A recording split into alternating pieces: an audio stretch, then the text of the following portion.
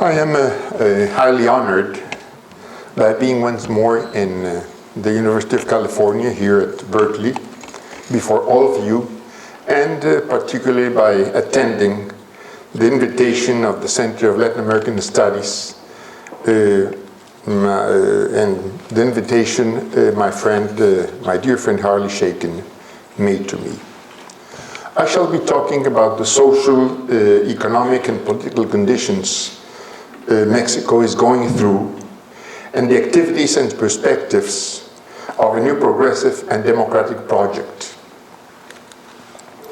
Since 3 decades ago, Mexico has been in a series of crises, and we could say that the present generations have known nothing but crisis. In 1982, neoliberal policies began to be implemented, economic growth slowed, wages began to lose its purchasing power in real terms, undocumented migration to the United States increased, as well as poverty and social inequality.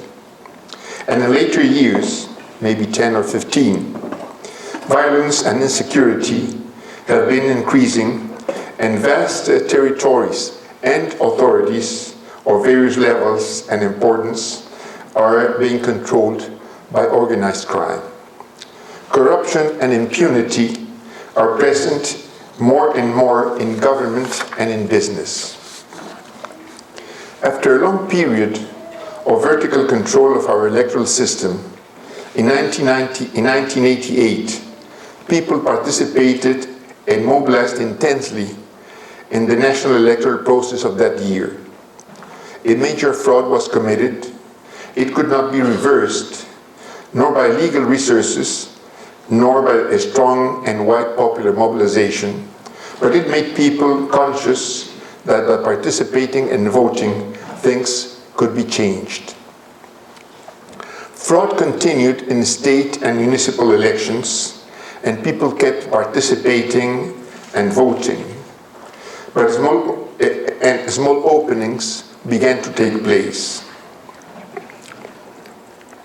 The government respected the vote in one state election in 1989, and from then on several municipal elections in other states, even if fraud and violence continued as the main characteristics. In these municipalities, vote was respected, and there were authorities from opposition parties. 1994 was a very complicated year. The Zapatista rebellion broke in the state of Chiapas. The official party's presidential candidate was assassinated in campaign. And 3 weeks after the new government inauguration in December 1994, a major economic crisis broke. We call it in Mexico December's mistake. That's el error de diciembre, which provoked in 1995 a negative growth of the economy of -6% GDP and a high social unrest. Economic crisis and social unrest made the government implement as escape valve a political opening. Electoral authorities became autonomous. For the first time in history, the election of the mayor of Mexico City was to take place, and media were opened to opposition. Mexico City's election, even if local, became of national importance as media informed the whole country how the capital's election was going on. The government respected the vote. Opposition won Mexico City, both the mayor and the majority in the local assembly, and for the first time, the official party, the PRI, lost absolute majority in the Federal Chamber of Representatives. We may say that after the 1997 election, the quality of our elections improved. Votes have been correctly counted, even if there have been serious protests for the interference of high-ranked officials to influence results, the president himself in 2006, and dirty or illegal money has been denounced in the federal processes of 2006 and 2012, and in other state and municipal elections. But even if we can consider that our electoral democracy has improved, important corrections have still to be made on our electoral system. On the other hand, Mexico has been going backwards in its social democracy since neoliberalism was imposed in the early 80s. In what condition is Mexico today? Over 50% of the population is under the poverty line. 25% of total population suffers alimentary poverty. Officially, unemployment measured through a poll, a method used only in Mexico, affects from 5 to 6% of active population, but reality shows this figure increases to around 50%. Hundreds of thousands of migrants in an irregular condition continue to flow to the United States. The rate of economic growth in a long period of over 50 years is around 2% GDP. Large and important economic sectors have drastically reduced or disappeared. Internal markets have been left to foreign producers, and violence has expanded all over the country. Organized crime controls vast territories, and institutional discredit is general. This is the Supreme Court, Congress, political parties, business organizations, judicial system, police, the executive, as is discredit of the highest ranked officials and heads of private groups, who are considered by public opinion to have no moral authority. In this situation, what Mexico urgently needs is a profound change in its social and economic policies, as well as in the policies implemented to combat organized crime and drug trafficking. Mexico present generation, as I said before, were born in heaven known but crisis. But we must accept crises are not necessarily eternal, and change may take place if things are done as they should be done. Since the early 80s, Mexico has been a diligent and disciplined pupil of neoliberal policies of the Washington Consensus. No administration in all these years has dared to implement anti-cyclical economic policies. Results have been negative in every respect. Other countries in South America, for example, also struck by crisis provoked by neoliberal policies, made deep changes in their state policies, and social and economic conditions have undoubtedly improved. That's the case of Uruguay, Brazil, Chile, Bolivia, are examples of the implementation of counter-cyclical policies, and Mexico could have done the same. A few days ago, we learned Mexico had signed with other countries of our continent and other countries from Asia the Trans-Pacific Partnership. But we do not know what was signed. It was to what is Mexico committed to.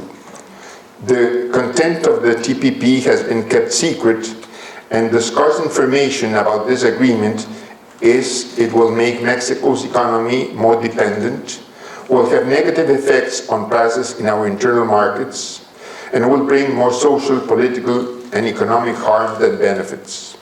In a fair world and in a real democracy, the Mexican government would never have signed this agreement. Institutional discredit perceived by public opinion affects not only the state, institutions, and private consortiums, but also reaches political parties. Parties offer no clear proposal to the people, and what is seen from outside, especially in the two main opposition parties, are their internal conflicts and divisions, which do not seem to end in the near future.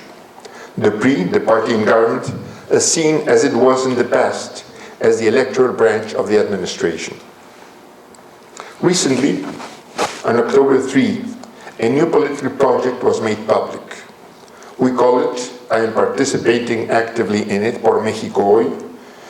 We are proposing a new constitution to correct its backward reforms and contradictions, and to have it as a launching platform of progressive and democratic policies. The present charter has had over 600 reforms. Among the latest, the so-called structural reforms promoted by the present administration, among them the energy reform, which meant the national lose control over subsoil resources, oil considered. There are rights recognized in the Constitution which cannot be exercised, as the rights to work, health, housing, or minimum wage. So mechanisms to make them effective have to be introduced in a new charter, as well as the reform to the judicial system. Por México Hoy convokes individuals and organizations, people who participate in political parties and people who don't. It's not an electoral movement. It's not in favor, not against any party or any candidate. Every member of the new organization is free to participate in elections, but the movement as such will not. We would like changes, deep changes in Mexico's present conditions to occur as soon as possible, not having to wait for the next 2018 presidential election or any other electoral process. Our project aims to organize people not only to discuss and have a new constitutional project. We are not in an academic exercise, but to generate capacity to mobilize so we can exert pressure on those who make decisions to make them in the right direction. So we're presenting an opening discussion proposals on new policies regarding international affairs, a sustained growth economy, how to overcome poverty and social inequality. Is not an isolated phenomenon. Solutions have to consider direct confrontation and at the same time the complex relationships and necessary coordination with policies related to education, opportunities for youth, employment, health, increasing wages and income, money laundering and the flows of drug money, international relations, particularly with the United States, and the simultaneous implementation and coordination of these policies. The improvement of living standards and equality in opportunities are in the roots of any real and effective solution. I firmly believe democratic Mexico, politically, socially, and economically, is possible. And finally, I want to thank once more the Center for Latin American Studies of the University of California at Berkeley for inviting me to be with you this afternoon. Thank you.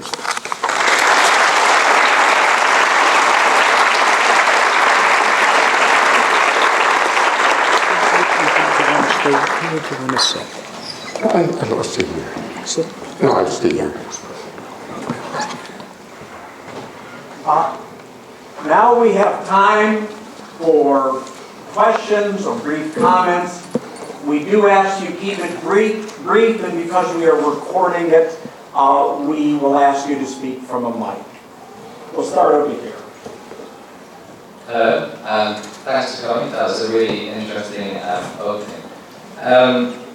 The histories of Mexico and America, as in the United States, have been very closely interrelated for a very long time. And most recently, in the past few decades, economically, they've become more integrated with NAFTA, and most recently, TPP. You mentioned that México Hoy has opinions on international affairs and opinions on international affairs with the United States. And I was wondering if you could expand a bit on that, so where you see the relationship going, in your opinion, where it should go, in your opinion, over the next few decades. Well, what I've seen and what we've seen in Por México Hoy is a very dependent relationship between Mexico and the United States, dependence of Mexico of the United States.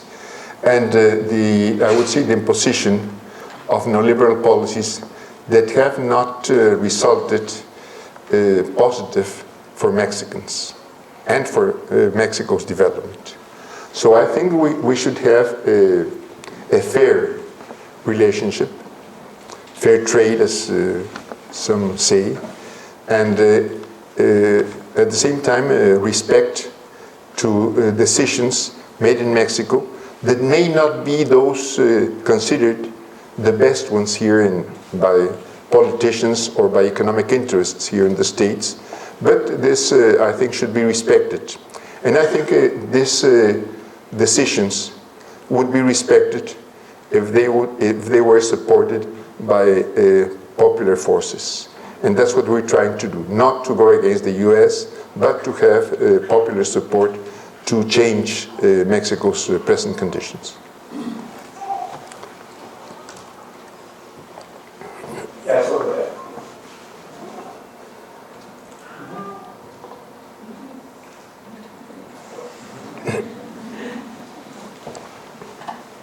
Thank you, welcome Berkeley. I was wondering how, for México Hoy, envisioned to change the modern corrupt system that there is in the investigation and the administration of justice in Mexico. Particularly, I'm speaking about several incidents that have happened with the PGR. A lot of incidents that happened with both local and federal courts, and that do not necessarily envision an amendment to the Mexican Constitution. You're right. We don't need to amend Mexico's constitution to comply with the constitution. But we think that corruption may be fought, may be eradicated if it's fought from the top down. It's possible. In different times in Mexico, we haven't had corrupt governments or a corrupt system, and I think this can be achieved once more. But there has to be, in the first place, political decision on the very top of the state, and political will to implement all those measures necessary to really eradicate corruption. That's the only way I see. There's no formula to make corruption disappear, but to have political will and political decisions to really clean administration. And you have to consider that when corruption occurs, there's always somebody inside the government and somebody outside the government. So you have to attack on both sides. Other questions? Over here.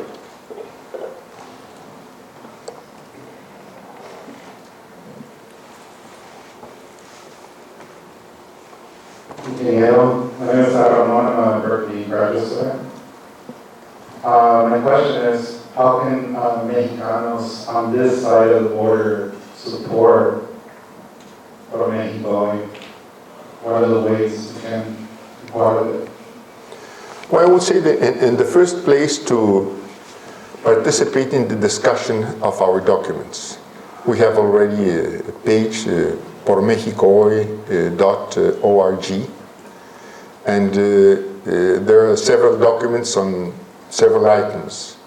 We would like to have your point of view on those, maybe organize here a discussion of those documents, and also in a very near future, we will be discussing the constitutional project itself. We're beginning to discuss how this new text has to be written, and how a new constitution has to be ordered or presented. So we will be doing this maybe in a few weeks, starting to present the text of the new constitution, part by part, shortly. And if you want to participate in this discussion, we will gladly receive your opinions. Yes. Hi, thank you for being here. Just a quick follow-up with my partner's question. You talk about politics, so talk about politics with willingness in the political process. But since those politics from top-down policies have not worked yet, isn't it better like starting up now? Corruption, because corruption begins in the lowest levels and transforms into a more internalized thing for citizens. So it will make like one just a follow up this. And my question is like we're talking about social improvement, like better conditions for people. And how would it be possible, like seeing conditions today of Mexico, even though the situation is hard, we have been able to stabilize in a certain level. How can we change to improve those policies concerning that tax income is one of our worst problems, and the Mexican left has always had this speech regarding the increase of taxes, which will be some politics that could be implemented to address this financial situation, to economic growth, or social development. Well, first I would say that if you want to really eradicate corruption, you have to start from the top. But you need a social support. So we're trying, in the first place, to build this social support. We're trying to go, we plan to go all over the country, organize groups that are articulated among them, so we can open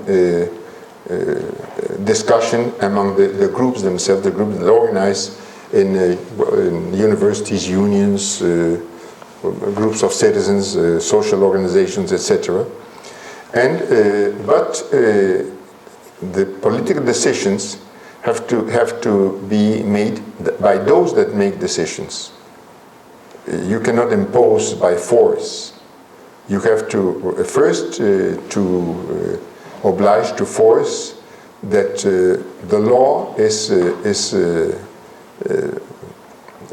observed, that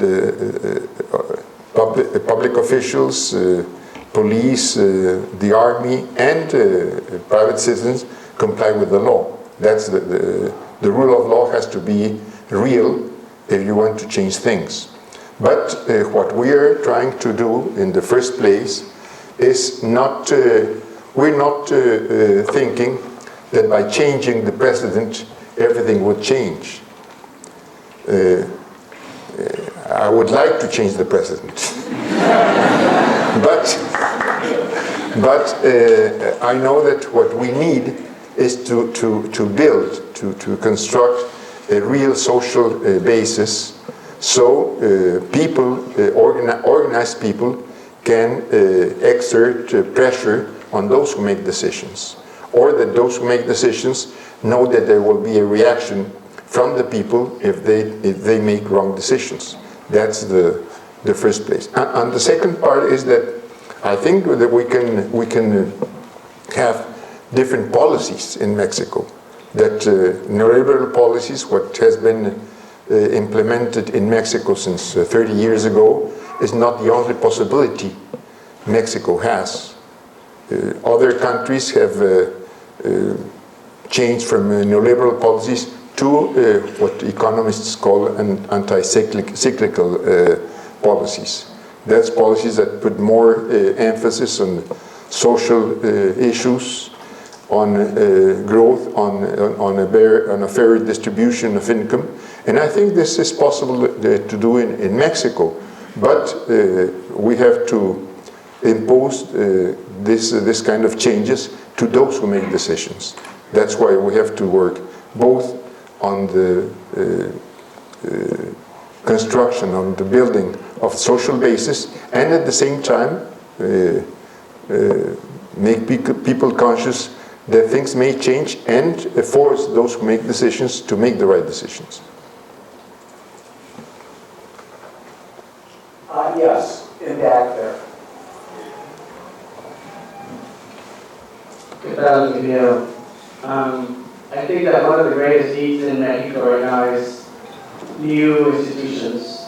The ones that represent the current political structure don't represent us, the population. Why or how would be a mistake or México Hoy to become a political movement? Well, it's a political movement. We're very clear on that. But it's not an electoral movement. But we expect that those who participate in elections through parties, or what we call non-partisan candidates, independent candidates, as some call them, could adopt our proposals. That would be one way, very slow maybe, but that would help to change present conditions. But if we have a powerful social movement, well, things will go quicker than if we don't have, if we have a weak social movement. That's the way we think that things will change. But we must not distract ourselves with electoral issues. We leave this to individual decisions inside Por México Hoy. But if candidates or parties take our proposals, adopt our proposals, and make a public commitment, well, then I would think we would be progressing in a quicker way. Yes, over here.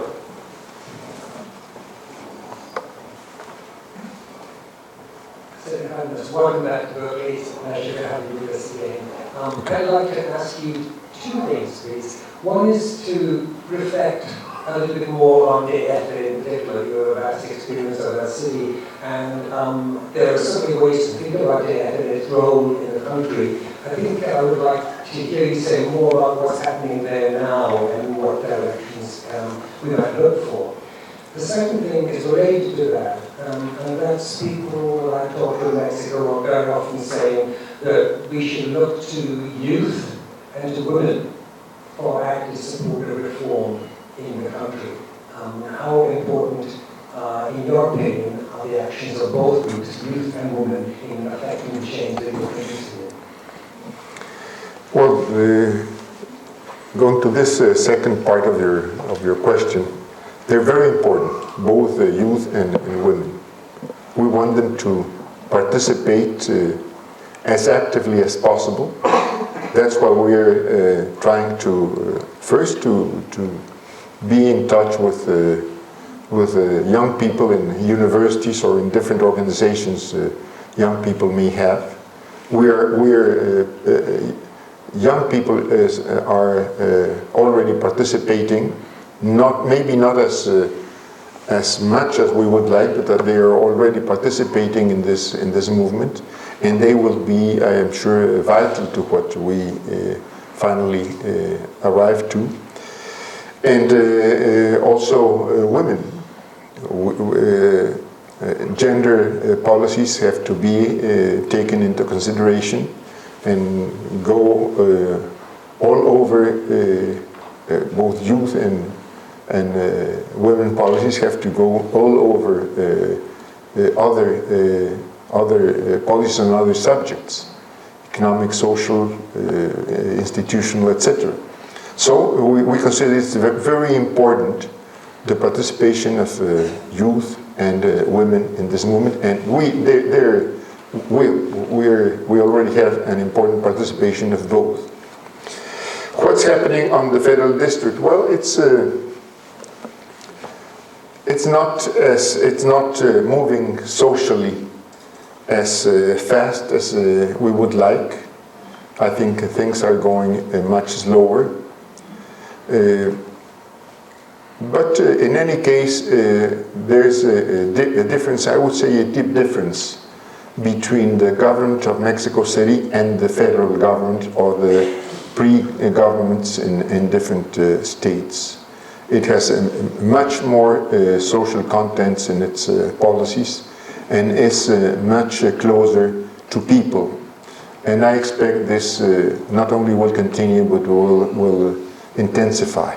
That's what I could say of the federal district. Yes, in front here.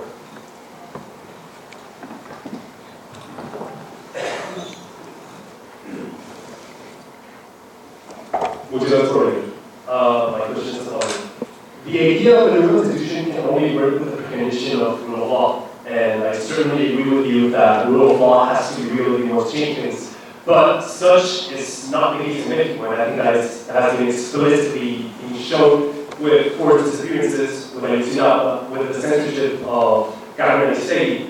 So, again, there are numerous examples of this. What makes the members of Por México Hoy believe that a new or changed constitution will change anything if the rule of law is equality in Mexico? But we don't think that the change of the Constitution will change things by itself. We think that we need changes in the present Constitution so we can implement different policies that have much more social content, that are oriented to reduce inequality, to open opportunities of progress for everybody, and that needs, in many aspects, changes in the Constitution.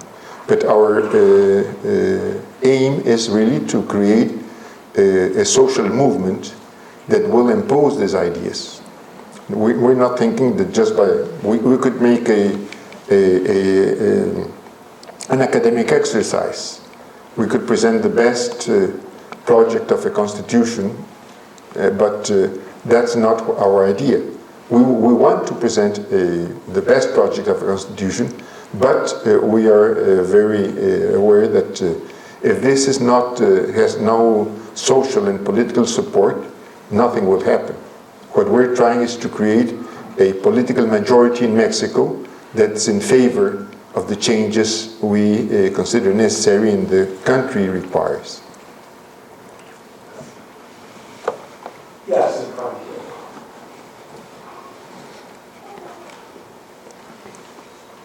My question is slightly different. You mentioned the undocumented community in the United States and Mexico's sort of relationship historically. And my question, being in a different context other than the Constitution, is what do you envision the role of Mexico being in the future, or what role should it take, considering also that it's a pathway for Central and South Americans to get to the United States, and that the undocumented issue in the United States is also not Latino specific. What role do you envision Mexico taking in these debates that are currently happening with the political climate and the future?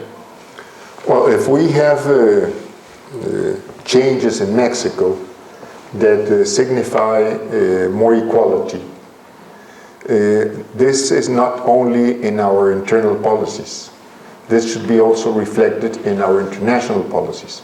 So Mexico should be trying to have a much fairer relationship in international relations, not only with the United States, and that there could be a real cooperation to give a solution to the different problems. I'm sure that we would reduce migration, Central American or Mexican migration to the States, if people found opportunities of decent jobs in their own countries. If there was an effort not only to go over some external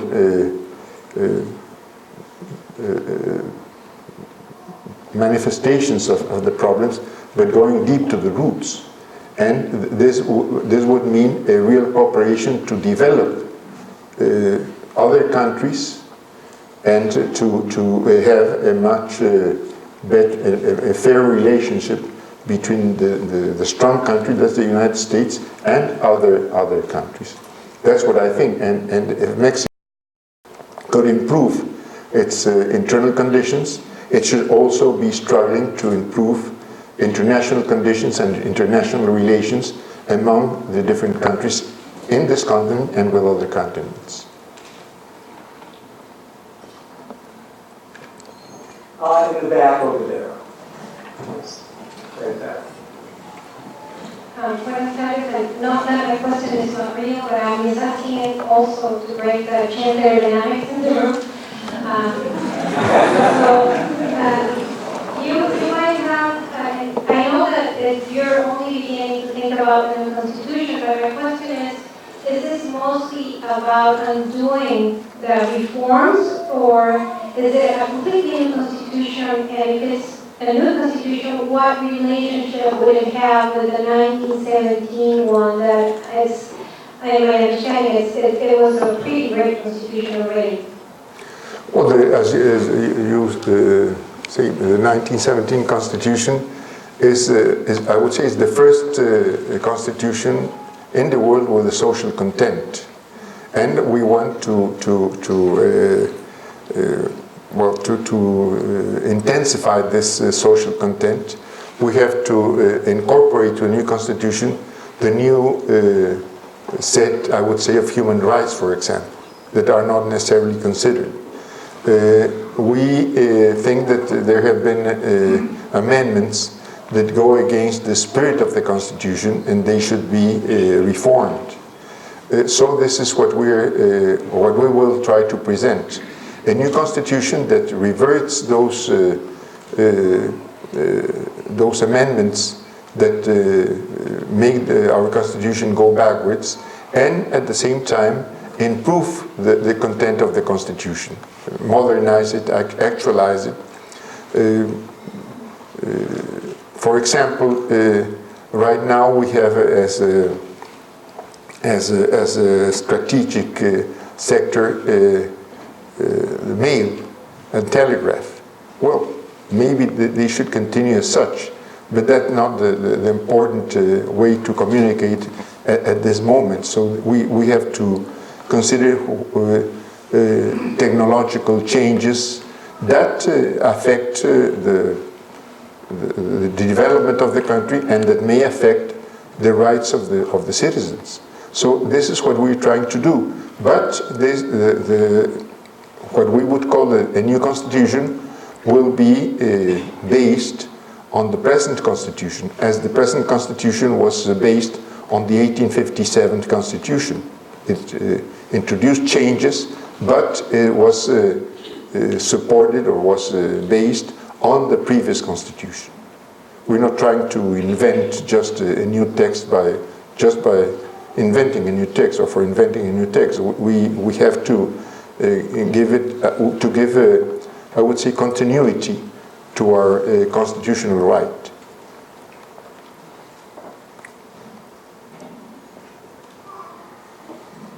Yes, here.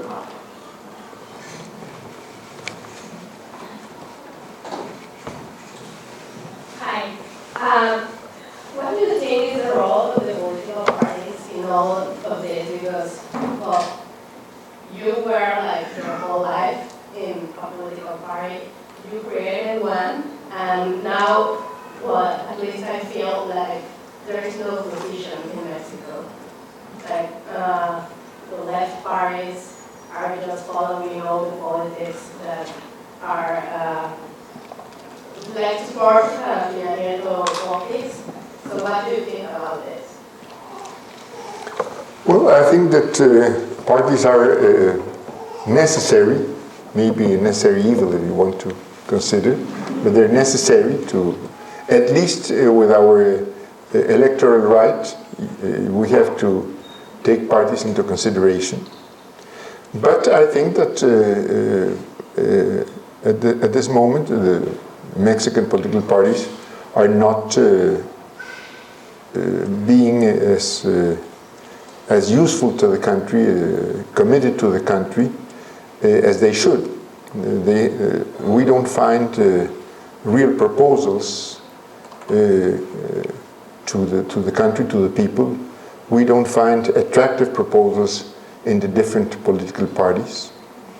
But I think that we need the political parties for several institutional processes.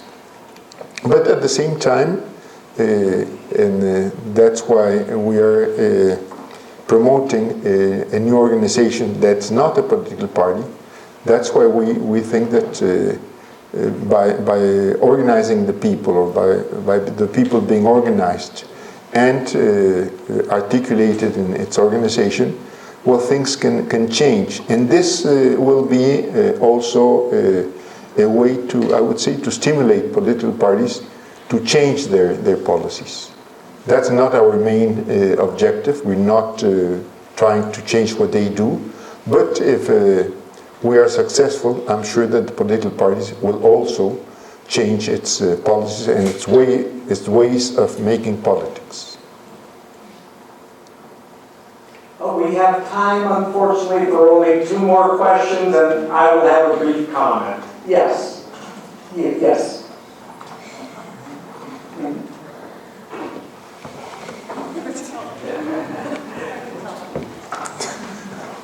Buenas tardes. For all too long, the communities of the indigenous people in Mexico have been thoroughly ignored, and it seems like this has led to insurgencies such as the Zapatista movement. How do you see, as we begin to talk about the new Mexico, that these groups will have their needs met in a manner that's correct and appropriate? Well, I think that you have to consider that Mexico is a multi-ethnical and multicultural country, and this should be considered in present political decisions and surely in a new constitution. We have to, we are very clear that indigenous groups are well behind in its development condition, its opportunities, and we have to improve their living conditions and open opportunities for indigenous groups, respecting their traditions, their habits, their ways of organizing, their ways of making decisions internally, and we have to enhance and open possibilities to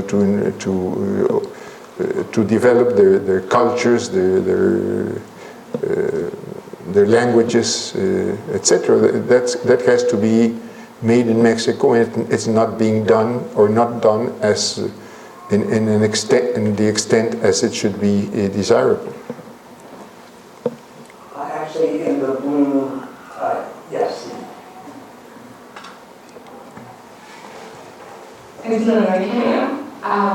Mi pregunta es, I guess I should say it in English, but so given the stratification, the socioeconomic stratification of Mexican society, how do you plan, or what is the plan for México Hoy? What's the plan to gather support from all different economic levels? Because of course different classes may have different interests and different priorities. How do you plan to gather support from all of them without compromising?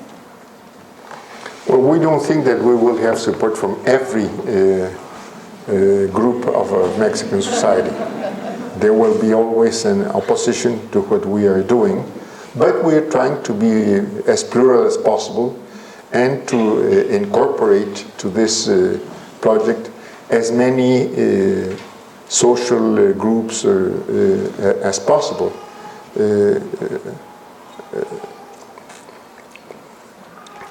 I would say that people in different economic conditions are unsatisfied with what has been happening in Mexico. So we will find with this unsatisfaction, surely many people that in other conditions would not be participating with us. We have we have already contact with academic groups, with people in business, in medium and small businesses, and also in big businesses in Mexico. So I think that we will have a very plural participation, but at the same time we will have a strong opposition. That's why we believe that our main objective is to create and develop this social basis for this movement.